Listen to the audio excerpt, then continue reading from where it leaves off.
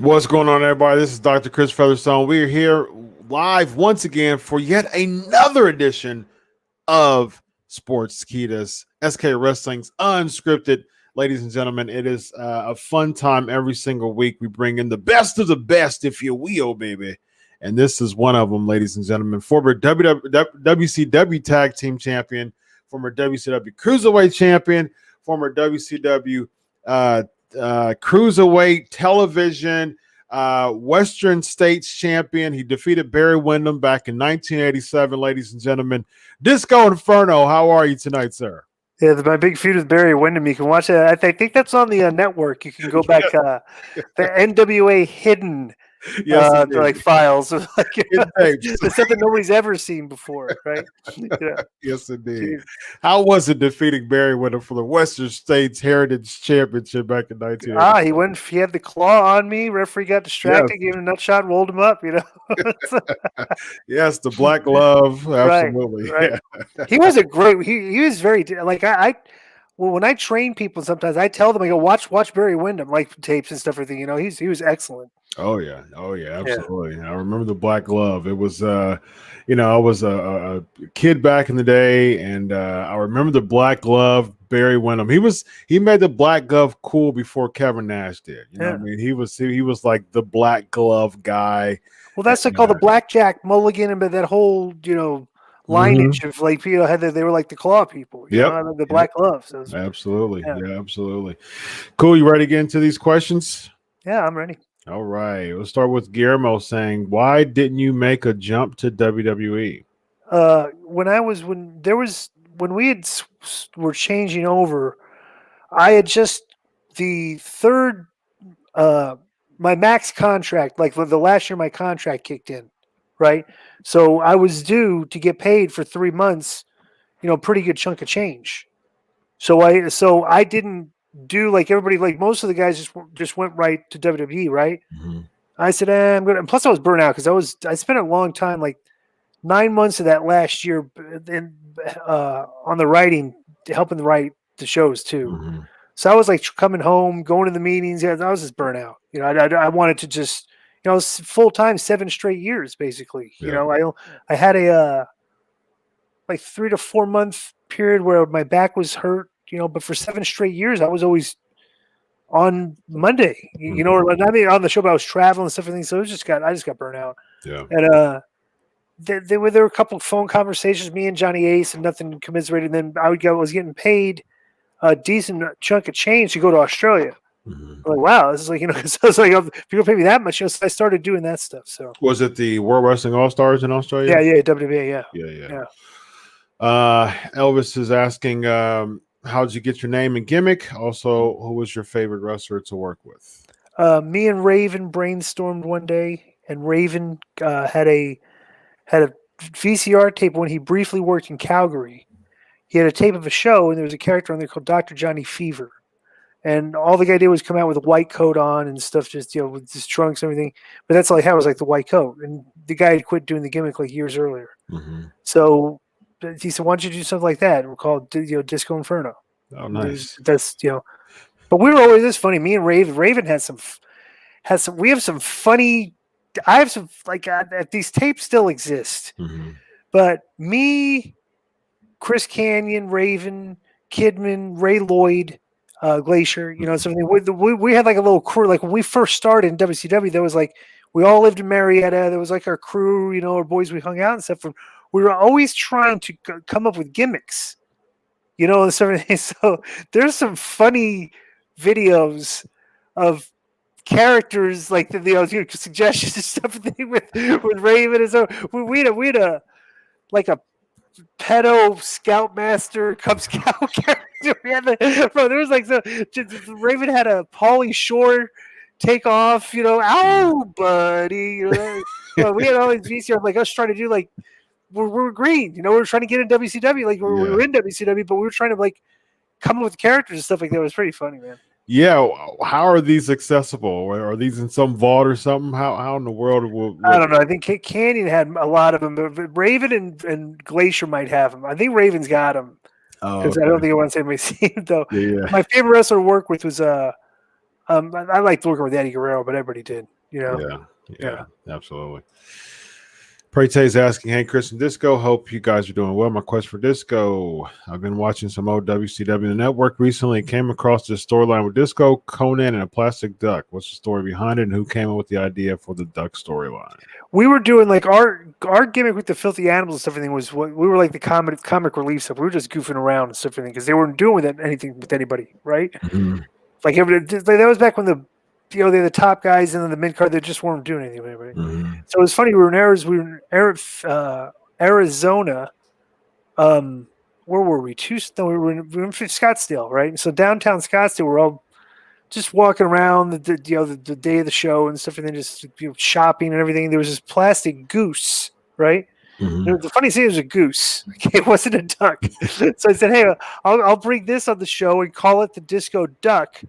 Like people won't even get it. Like I call it the duck, but nobody will get it that it's actually a goose. And I was bringing it. I go, let me just. Back then, like all the mid card guys could do what they want. They'd let you just do whatever, so I just did it. Wow. So then next, I'm just carrying it around, and we're putting it in angles and everything else, so whatever. Wow, very interesting. Ruzi was asking, what was Sting like behind the scenes? What do you think of his AEW comeback? Nice, one of the nicest guys in the world. Very professional, very laid back, cool. It depends on what he does, Yeah. I mean, he can still perform, but I don't know how much he can do in the ring. But he's still an iconic character. Mm-hmm. We'll just see like if the storylines drive him to physically compete, we'll see how it goes. But right now, we just it's just we're all wondering what they're going to do. Quick piggyback on that. Do you think Triple H should have beaten him on at WrestleMania 31? No. That whole finish was just bizarre with the sledgehammer. And then there's still the respect after the match. Yeah. It was like dressed up way too much to try to like make.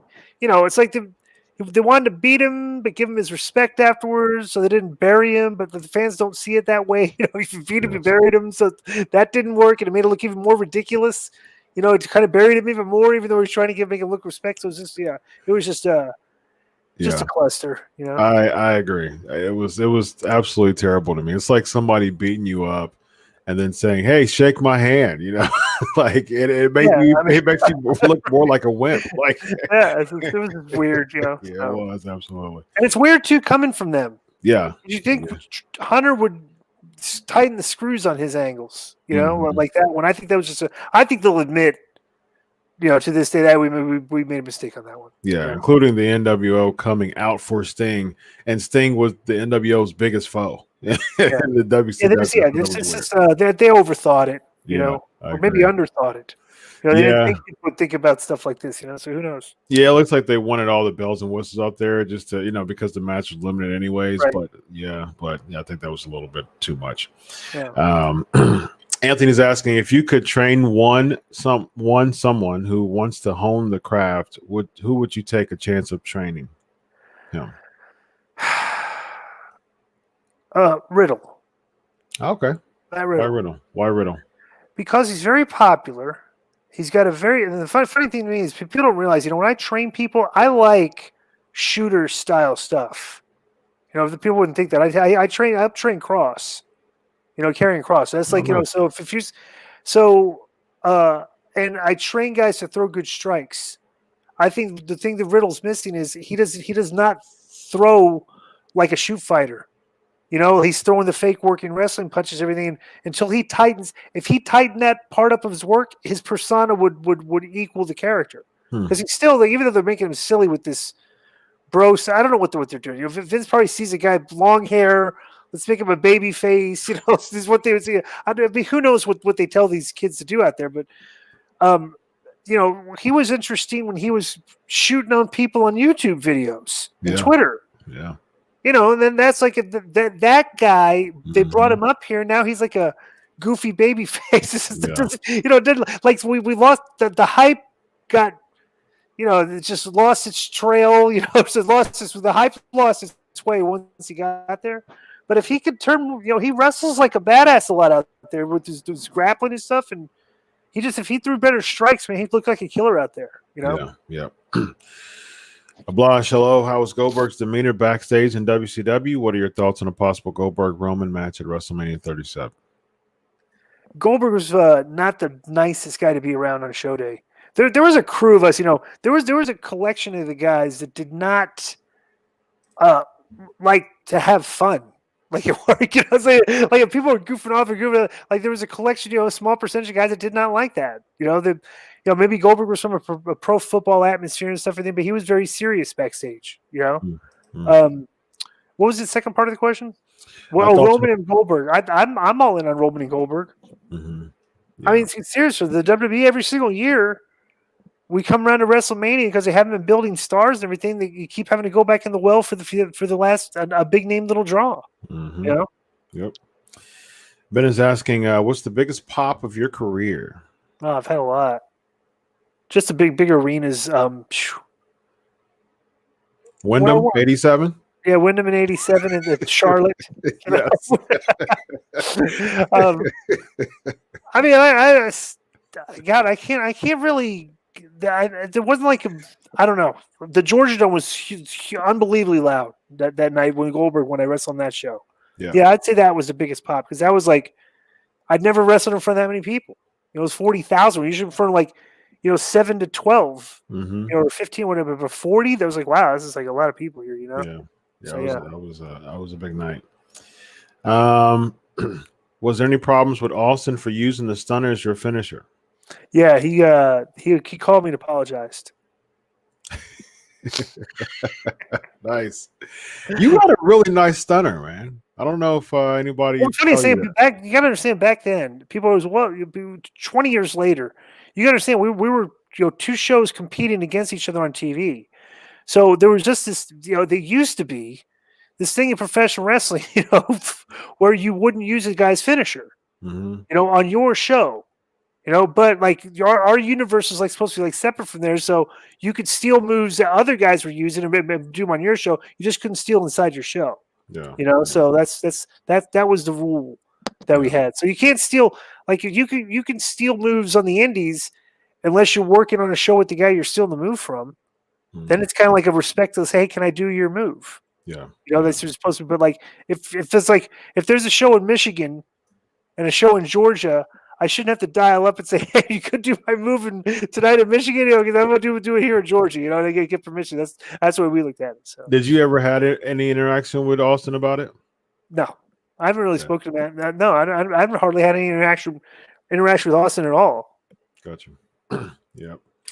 Ryan's asking. I will say this was one of my limited interactions I've had with Steve Austin. Mhm. We all, like, a lot of guys lived in Atlanta, right? But Atlanta was a hub, so you'd fly through Atlanta a lot. So I lived there. Okay, so we'd fly home, and I guess the WWE was doing a connecting flight, right?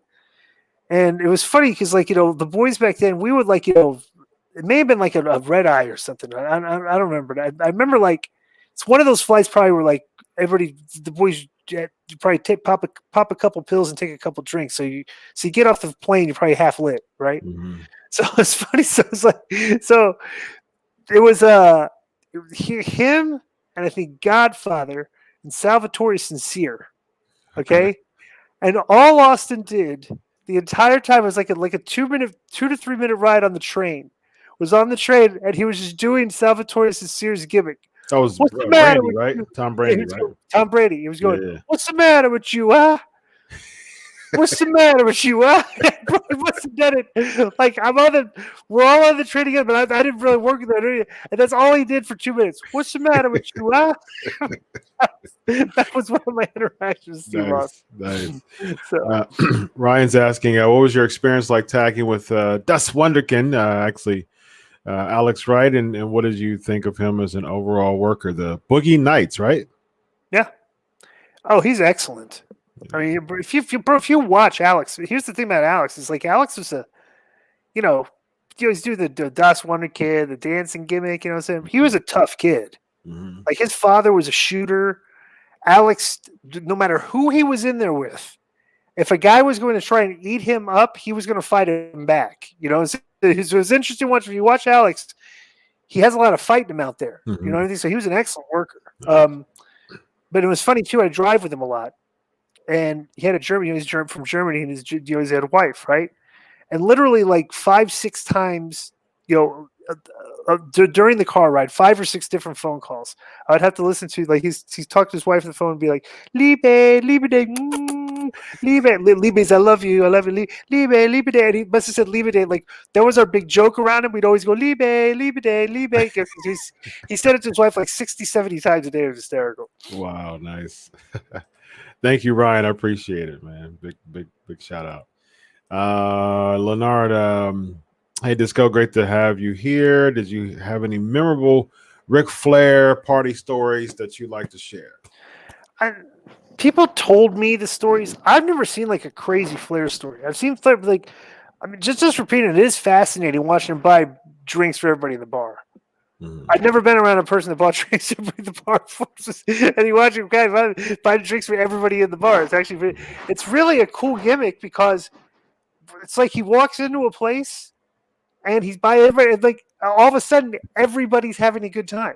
Yeah. Even if they were he livens up the mood, like, wherever he would go. But, like, we'd walk in, like, we'd be like that. But it was funny watching him, buy drinks for people that he didn't even know. It's hysterical. Yeah. Have you had a word with Cody Rhodes since he took a shot at you? Nope. We had him on our podcast way before AEW started. But I have, no, I've never had a conversation with him. It's funny too, because we live like, I grew up. My house is right around the corner from his, back in Marietta. Oh, nice. Georgia. And it's funny too, because I go to a gym, like, it's like not even a mile from my mom's house when I go back and stay with my mom. Mm-hmm. And I go to the gym, and he jogs by that gym every day when he goes jogging. Yeah. Very interesting. I got no problem with the guy. I mean, he'd like me if he probably knew me. So,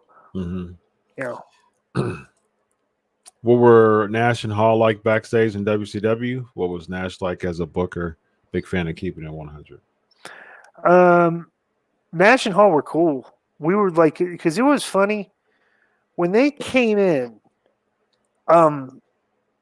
There was that division between the mid-carders and the top guys. And when they came in, they were top guys, but they liked hanging out with us. They didn't like hanging out with all the top guys and stuff and everything and all that. So there was, like, they were more like the mid-card guys. You know what I'm saying? So, like, so we became friends with them because they saw like we like to have fun at the shows. Mm-hmm. The top guys are always too serious, and so they like the guys that like to have a good time. Yeah. So, and as a booker, he was did what he could. There was just too much. It's very difficult. Anybody that booked that place having to deal with all those top guys and the liberty they had. Not like Hogan had creative control, but what if he was the final stamp on things, right? But all those other guys had creative, what I call liberty. Mm-hmm. They like gave him, like, if they wanted to do something, it's like 95% of the time they get to do it. So it was a lot different for them than it was for guys like us. Yeah. Speaking of Hall and Ash, Disco, were you or were you not an official member of the NWO Wolfpack? Official member. All right. Yes. Sounds good. You came out in a Wolfpack t-shirt, Starcade, Goldberg braces streak. What was the rhyme and reason behind that? Why were you inserted in that as just a simple run-in for Goldberg to beat up very quickly? Because when Hall started doing his split from the NWO, okay, Hall Hall originally worked with Louis Piccoli. Mm-hmm. Right, but Louis Piccoli passed away. Hall liked to have a guy, a lackey character that was around that could take the bumps or do. But it's always just better to have two of you out there because you could be way more creative in things you could do, right? So it'd be hysterical. He literally, like, they gave him something to do on the show, right? And he came to me and said, "Hey, do you want to do this with me? Let me go run it by Kevin." It's like, that's literally how it started. Wow. Hall just came and got me because he liked the way he knew I had a decent mind and we could figure, we'd come up with some good stuff. He just literally just started they wouldn't even book me like the first 2 to 3 weeks of me and Hall being together. Wow. They would give Hall stuff to do and he would just include me in it after the fact, and they would let him, go ahead and do it. Mm-hmm. Wow, that's how loose it was with the booking back then. Yeah. But it wasn't like, then that's the thing that taught me. It's funny because like everything's so scripted and stuff today, but it's like it wasn't that difficult for professional wrestlers, which are trained to do things live first take, to go and just come up with stuff and just go and do it. Mm-hmm. And it's like we got so natural at it because we did it so much, and on weekly TV, it's just it's like it's lost in the shuffle too. It's like everyone don't even really notice that Scott Hall's got Disco as his lackey now.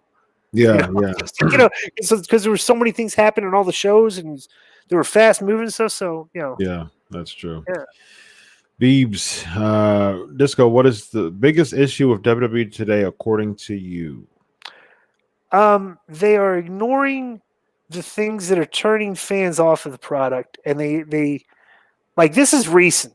Okay, the problem, okay, is that, did you see when the Variety article came out where the guy had done they'd done a poll? Somebody finally researched people that don't watch wrestling anymore, right? Mm-hmm. Do you remember this? No, but I'll try to pull it up while you're talking. All right, Variety magazine came out with an article that basically. What year was it? This is this year. This is recent, not too recently. It's a few months ago. Okay. If you look it up, Variety article, pro wrestling declining ratings, and it'll have a whole thing. So what the thing was, they interviewed like 6,000 people, and they came up with a sample of 12% of people they talked to watch professional wrestling. 43% used to watch wrestling, but don't watch it anymore, and like 55% have never watched professional wrestling. Right, there's just a random sample size of people. Mm-hmm. Okay, so that just tells you that right there, if you had 12% and 43%, or for whatever the percentage was, it's like around 50% of people that have watched wrestling, and only 12% of the people are still watching it. Okay, it's a very significant drop off of people. So then they went over like the reasons that they hear it perfect. Reasons why the viewers stop watching. What's the number one reason? And this is why professional wrestling is a problem with the WWE and all wrestling today. Yeah. What's the first one say? Too cartoonish, right? Cartoonish than when I liked it. Yep. Okay. Which is the problem with professional wrestling today. And it's not just the WWE. It's when people turn on these shows and they see, they're hearing wrestling's on and stuff, everything. If you're turning it on and watching Roman Reigns and Jey Uso, you're like, wow, this is this is interesting. Mm-hmm. This is pretty compelling stuff. But if you're watching like Otis and The Miz and Morrison, Mm-hmm. you're seeing this is this goofy, cartoonish, fake, buddy cop movie acting stuff. This is like B movie comedy. You know what I'm saying? Yeah. There's way too much of that on the shows. Yeah, like there's the shows today are splintered with 4 to 5 or 6 compelling things on all the 9 hours of TV that we have, right? Mm-hmm. And everything else seems to be grounded in comedy or cartoonishness. And it's just like the mix isn't good. Yeah, There's too much of it. There's not enough serious stuff. And I think, maybe the writers or the bookers or everybody interested. They're funny people and they're popped by comedy and things, but but there's just way too much of it. Yeah, way too much. It's just like, and I think that is until they start turning things more serious, like the Roman angle. So, you see how successful that angle is. Yep. You're like, okay, guys, maybe this is the blueprint. But no, it's like you got to have goofy guys, saying goofy things, doing goofy things, acting nonsensical. It's just like, that's to me the biggest problem with across the board. Yep, I agree. 100%. Monday Night Raw, especially, which is why they're doing atrociously low ratings. Oh, because that entire show is based on punchlines, gimmicks, just funny. Everything is. This is the thing. Like you watch old school wrestling, and when the guys cut the promos, nobody cutting a promo. Back, not even way back when, but a while back, is this? They didn't seem like they were reading scripted lines. Mm-hmm. They're trying to memorize them. Mm-hmm. There's just way too many characters on TV that do that. Yeah, that are having difficulty delivering this terrible material that they're giving them, and they're very uncomfortable delivering these goofy lines, and it permeates throughout the business, and people turn on the TV, and it's just way too much of it. Oh yeah, 100%. I think that's a very, very true statement there. All right, a few more quick ones. Let's do a 3-minute speed round here. That's a really, really good point. Thanks for bringing that up. Any memories of the TNA Asylum days and Sports Entertainment Extreme? If you go back and watch these shows, excellent TV. It's the shows that nobody saw. You will see the one thing about those shows that was so entertaining is, bro, everybody was killing it on the mic. Those are the weekly pay-per-views, right? The weekly pay-per-views, right? Mm-hmm. And characters that you wouldn't even think were just everybody was on the mic, killing it on the mic because there was good emotion and those shows were good, and you saw there was and nobody can question the quality of the wrestling because you had AJ, you had Saban, you had you had the earliest of the next wave of great workers, and this was their at their early stages. So the matches were very exciting, and it's just great stuff. Yeah, I agree. And nobody watched it because it was a weekly. You had to pay to see it every week. Yeah, every week. Yeah. I remember I was able to get a few of those in, because it was a lot of buzz going around that time because people wanted to see an alternative from WWE, and so it was a good timing too. Greg's asking, any thoughts on JR's comments about the overdone spots to dive onto multiple guys on the floor that have to wait for the spot? Yeah. I mean, bro, he's absolute. That's another thing that's very cartoonish. Yep. If you're turning on TV, like it used to be, bro, when wrestling first started, when that spot started, okay, it started in Mexico, all right? And the guy would dive through the ropes very fast and hit the guy with his head and try to drive the guy into the seats behind him and stuff, like a missile, right? Yeah. I don't know how that's graduated into we're 6 or 7 or 8 guys are all going to stand here. You're going to come. We're going to see you coming. You're going to jump over the rope. We're all going to catch you, and all of us are going to fall down every single time. Yeah, it's so weird. It's like you just sit there and are saying, like, bro, when I train people, like when we would do these spots, okay, like the Lucha guys were kind of like that a little bit. They'd be like they'd wait or stuff, but like I said, when I would do a match, like if there's going to be a dive, I say, bro, just we're going to time this right. Like I'm going to be outside the ring. We'll look at the crowd. Be walking around the ring post.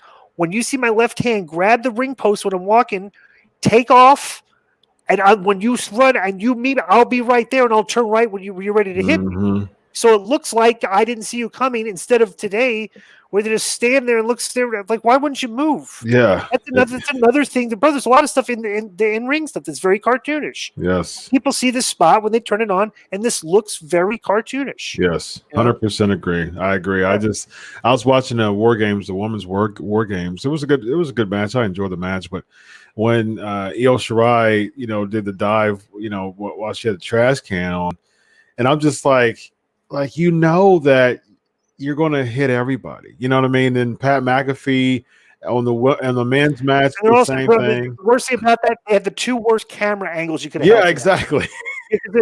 Bro, they could have shot just him and dive and just showed him at the end when he hits, and you never would have seen them standing there waiting. Yeah, they ruined the shot. They really didn't do that match much justice. Yeah, 100% agree. All right, last question from Stevie. Hey, hello, Disco. How would you have improved the New Blood versus Millionaires Club feud?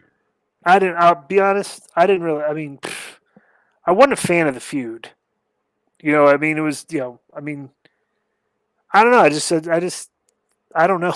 It's like I don't know how it improved it because I wasn't a fan of it to begin with. To be honest with you. Yeah.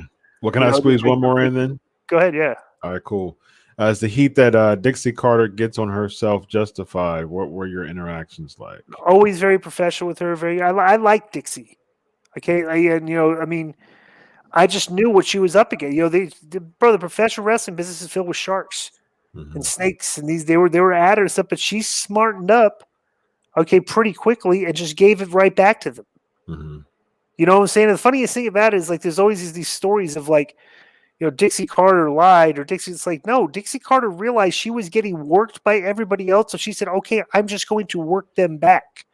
That's not something, that's what that was. That's the business, yeah. It is. It's not like really people underestimate her, she didn't really have she didn't have a chance from the get-go, because there's no way that culture of guys was going to let her succeed, especially, but she just, she stayed in the game for a pretty long time. I gotta give her credit, Yeah, that's a good point. All right, Disco, let the listeners know this is fun. This is breezy. This is really breezy. It's one of the most breeziest Q&A's interviews I've ever been a part of. So interesting. Yeah, good stuff. Yeah. I got you can catch me on Keeping 100 with Conan. We drop Thursdays on MLW Radio and Spreaker. You can also catch me on I do a couple shows with Vince Russo on the Russo brand. On his Patreon, I do a show called Time Out. We just talk pop culture, whatever. And I do the news of the week on a show called Lions, Tigers, Bears, and Disco with him and his co-host Jeff Lane. We just talk about the wrestling news of the week. Also, me and Conan have a Patreon where we have tons of extra content. It's Conan.me, KONNAN.me. We do a lot of watch-alongs with fans and stuff. We'll do a AEW NXT review with Patreon fan members, in roundtables after the show each week, and a lot of fan interaction, a lot of extra content. And you can check that out, KONNAN.me, and also at The Real Disco on Twitter and at Disco Master GG on Snapchat and Instagram. Good stuff. Disco's been a pleasure, man. I appreciate you coming on tonight. No worries. Thanks. Thanks.